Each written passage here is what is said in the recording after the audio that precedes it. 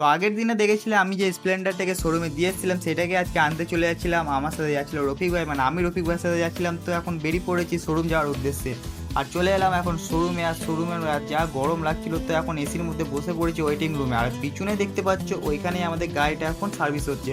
তো মোটামুটি সার্ভিস তো হওয়া কমপ্লিট হয়ে গেছে। তো এখান থেকে সব যা বিল হয়েছিল সেগুলো পেমেন্ট করে আমি চলে গেলাম হেলমেটটাকে নেওয়ার জন্য।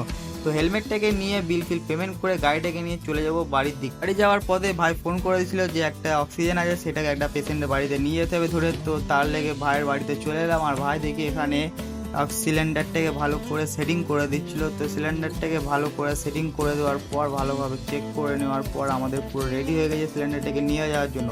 তো গাড়ির পিছনে বসে সিলিন্ডারটাকে চাপিয়ে চলে গেলাম সোজা পেশেন্টের বাড়িতে দেওয়ার জন্য। তো ভালো করে ফিট করে দিয়েছিল ভাই এখানে। তো যা ঘেমে গেছে দেখতেই পাচ্ছ, মুখ চোখ পুরো ঘেমে গেছে।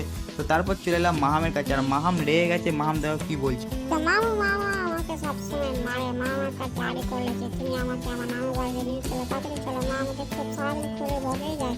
না মা তোমার যাবো না। তো মা আটা তো মাহামকে যা হোক করে আমি তো বুঝিয়ে নিলাম, তারপর পাঠিয়ে দিলাম ওকে ঘরে। তো আমিও তারপর চলে এলাম ঘরের দিকে। আর ঘরে রেডি ফেডি হয়ে মানে বিকেল হয়ে গেছিলো। তো এখন চলে যাব গাড়িটাকে শোরুমে নিয়ে যাওয়ার জন্য। আর শোরুমে কী জন্য নিয়ে যাচ্ছি চলো তোমাদেরকে বলি। যে গাড়িটাকে আমি সার্ভিস করে নিয়ে এসেছিলাম সেটা তো একদম মানে ঠিকই হয়নি, আগেকার মতনই আছে।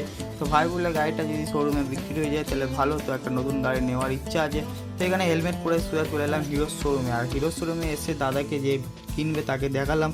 তো দাদা এখন চেক করে নিয়েছিল। তো যা দাম বলছিল আমার কপালে হাত পড়ে গেছিলো, মানে পুরো অর্ধেকের থেকে অর্ধেক দাম বলছিল। তো আমার দামটা পছন্দ এলো না বলে আমি এখানে লাস্ট পর্যন্ত একটা গাড়ি দেখে গেলাম। তো ভাইকে বললাম এই গাড়িটা যদি কোনো দিন নাও নিতে চলে আসবে। তো তারপরে আমি চলে গেলাম বাড়িতে। যদি ভিডিওটা ভালো লেগে থাকে অবশ্যই একটা লাইক করে দিও, চ্যানেলটাকে সাবস্ক্রাইব করে দিও।